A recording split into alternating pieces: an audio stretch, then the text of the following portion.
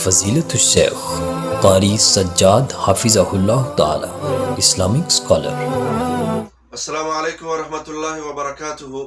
ہم رمضان کیسے گزاریں؟ اس رمضان المبارک سے ہم فائدہ کیسے حاصل کر سکتے ہیں؟ جس انسان نے منزل پہ پہنچنا ہوتا ہے، کسی ٹارگٹ کو حاصل کرنا ہوتا ہے، وہ اس چیز کے لیے محنت کرتا ہے، منصوبہ بندی کرتا ہے۔ مثلا ایک انسان کاروبار کرنا چاہتا ہے، وہ اس کاروبار کے متعلق پہلے معلومات لے گا،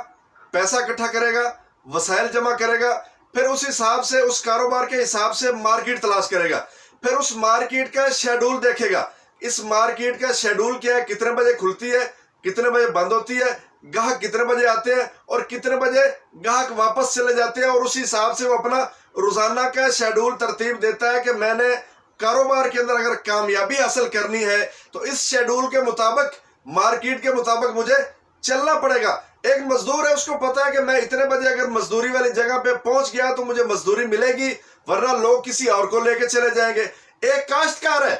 اس کو علم ہے کہ میں نے اس وقت اپنی زمین کے اندر ہل چلانا ہے، بیج ڈالنا ہے، فصل کاشت کرنی ہے، فائدہ حاصل کر سکوں گا۔ اگر میں اس سے لیٹ ہو گیا یا غفلت کے اندر پڑا رہا تو پھر یہ وقت نکل جائے گا، پھر اگلے سال دوبارہ فصل کاشت کرنی پڑے گی، یا پھر لیٹ ہوگی اور اس فصل سے میں صحیح معنوں میں فائدہ نہیں حاصل کر سکوں گا۔ اسی طرح جو بھی انسان جس بھی شعبہ ہے زندگی سے تعلق رکھتا ہے، ڈرائیور ہے، ملازم ہے، مدرسے کے اندر پڑھنے والا ہے، استاد ہے، پڑھانے والا ہے، فیکٹری کے اندر کام کرنے والا ہے، دکانداری کرنے والا ہے، ہر انسان جو کامیابی چاہتا ہے وہ ایک منصوبہ بندی کے تحت اگر چلتا ہے تو کامیاب ہو جاتا ہے،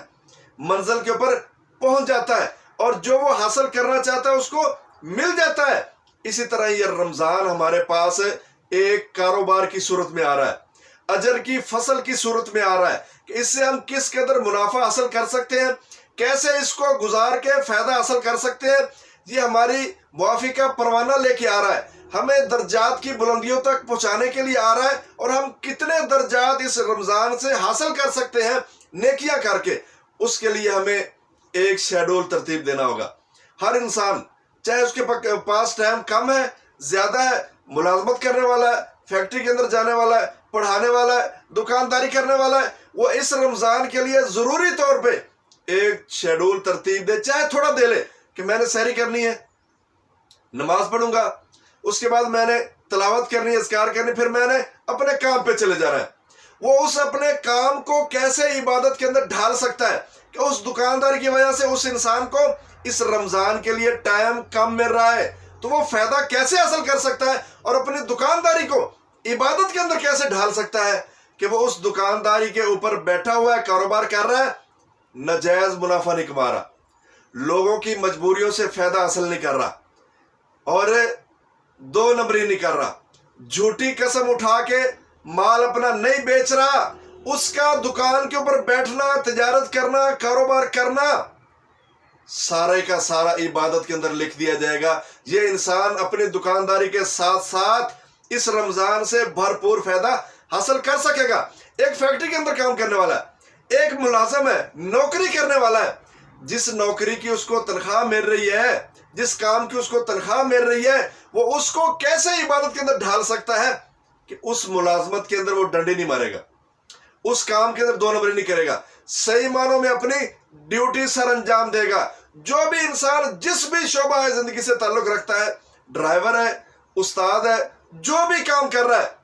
اس کو پتا ہے کہ میں روزانہ کتنا ٹائم دے سکتا ہوں اور کتنا مجھے ملازمت کے لیے، کاروبار کے لیے ٹائم دینا پڑے گا تاکہ میرا گھر کا چولہا جلتا رہے۔ تو وہ انسان اسی حساب سے اپنا شیڈول مرتب کرے، اور جس کام کے اندر لگا ہوا ہے، اپنی ملازمت کے اندر، فیکٹری کے اندر، دکانداری کے اندر، اس کے اندر اگر ایمانداری سے کام کرے گا، اس کا وہ کام بھی عبادت کے اندر لکھا جائے گا، وہ انسان اس رمضان سے بھرپور فائدہ حاصل کر لے گا۔ اور جو بھی انسان کامیابی چاہتا ہے اور اس رمضان سے بھرپور فائدہ حاصل کرنا چاہتا ہے،